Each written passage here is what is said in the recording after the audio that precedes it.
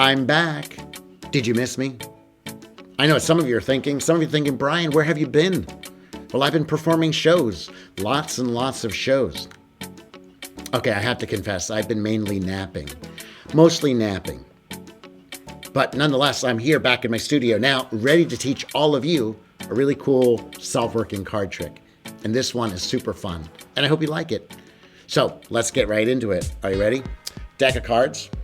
I'm going to take my deck of cards. I'm going to actually shuffle the cards like so. We'll give it a nice little couple cuts here so that it is well mixed. And then I'll have a card selected. Let's just say this one right here, which you look at it. I don't want to know what it is. Memorize it, okay? We're going to put it back into the deck so it is lost. But watch, this is so crazy. I cast a shadow over the deck and one card is going to turn face up. Are you ready? Are you sitting down? Check this out. One card has indeed turned face up, the 5 of spades. Pretty crazy, right? You don't seem very impressed. Oh, I'm so sorry. I didn't mean to give you the impression that that was going to actually be your card. No, you see, my friends, this right here is a marker card. Yeah, this is a marker card that's going to help us figure out where your card is. You see, it's got a 5 on it. We're going to count down 5 cards. Are you ready? 1, 2, 3, 4, which brings us to number 5. And my friends, this is actually really your card, the 2 of diamonds. Pretty crazy, right? But you see, I really wanted to impress you. You see, there's 4 cards here in between, and those, my friends, are the 4 aces. How cool is that? Did you like that? All right, I'm going to show you how this trick is done. But the reason I love this trick is because I love any kind of trick where it seems like you, the magician, mess up, but in the end, you fool them. And this is one of those tricks. So to do this trick, what you're going to need are 4 aces. Of course, you can use 4 of any kind, but I use the aces. And a 5-spot card. Any 5 is fine. So your setup is you take your 4 aces, you put them face down. You put your 5-spot card face up on top of those 4 aces. And then the rest of the deck goes on top like that.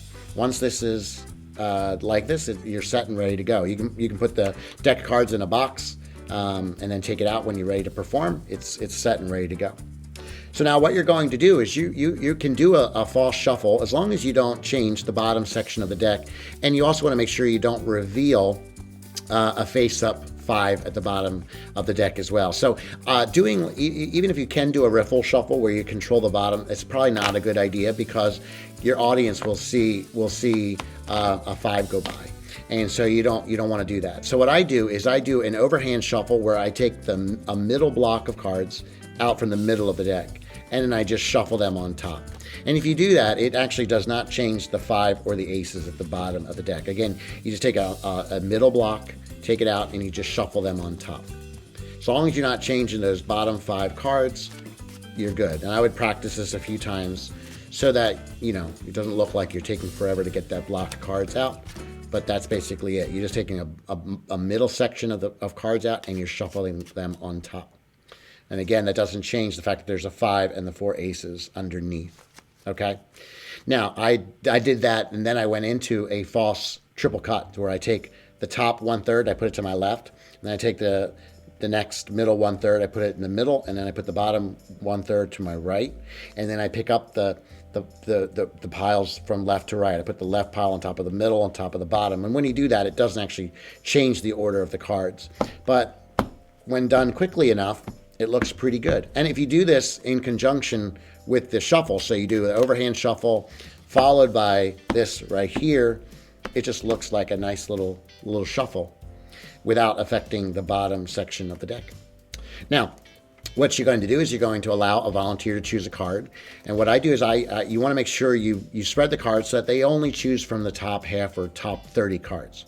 So I usually just kind of spread slowly and say, would you take a card? And if you spread slowly, hopefully you won't get close to the bottom. You just don't want to get too close to the bottom. You don't want them to see the face-up 5 at the bottom. So again, you just spread the top half, have them choose a card. Now, once in a while, you get someone who's an audience member that's a pain in the you-know-what. And if that happens, let's say you're spreading and they seem like they're waiting and they're going to be a pain. If this happens, I'll show you what I do. I just pause and I go, you know what? I have a better idea. Why don't you pick a number between 1 and 30?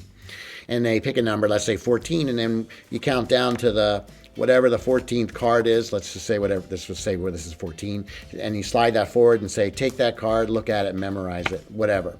So that's a way of making sure they still only choose a card in the top 30 cards without revealing the 5 and the aces at the bottom. So again, usually if you just spread the top half and you kind of go forward and say, would you take a card? They're going to take a card from the top half and they're going to memorize it. In this case, it's the 5 of diamonds. Now, all you're going to do is you can take half the cards off the top. I'm going to put them down on the table, have them place their card on that top half you put on the table. Then the rest of the deck, you're going to put on top. Once you've done this, the trick is complete. It's complete. All you then do is act like you're doing some magic. And you say, I'm going to make one card turn face up. Now, this is important. You want to build it up and give them the impression that the face-up card is likely going to be their card without actually saying, I'm going to make one card turn face up, it's going to be your card. Just say, with a little bit of magic, I'm going to make one card turn face up. Are you ready? Of course, by saying that, the audience assumes it's going to be their card. So you've built this whole thing up, you spread the cards onto the table, and of course you say, and there it is, the 5 of spades. And of course, your audience can be like, that's not my card. And you can have some fun with it. Sometimes they'll be like, nope, it's not the 5 of spades. If they say those exact words, there's a little funny bit I do. They go, it's not the 5 of spades. I go, that's not the 5 of spades? I could have sworn that was the 5 of spades. And you say, oh, I'm sorry. I didn't mean to give you the impression that the face-up card was going to actually be your card. No, it's actually a marker card. I'll show you what I mean. Now, as you do this, what you're going to do is you're going to take all the cards that are above the 5. You're going to gather them together without changing their order. You're going to slide the 5 off, and then you're going to gather all the cards that are underneath the 5, and you're going to put that stack on top of the other stack. Once you've done this, it's set. You explain, this is a marker card.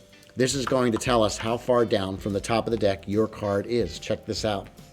1, 2, 3, 4, and then when you turn over the 5th card, they are in total shock that it is indeed their chosen card.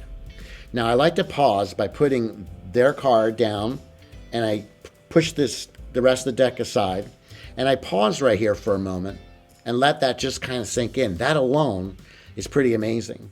But then I say, but I really wanted to impress you. That's why I decided to make these all the 4 aces, the most valuable cards in a deck of cards. How cool is that? Pretty cool trick, right? Well, if you enjoyed this trick, do hit like. Don't forget to subscribe to my channel.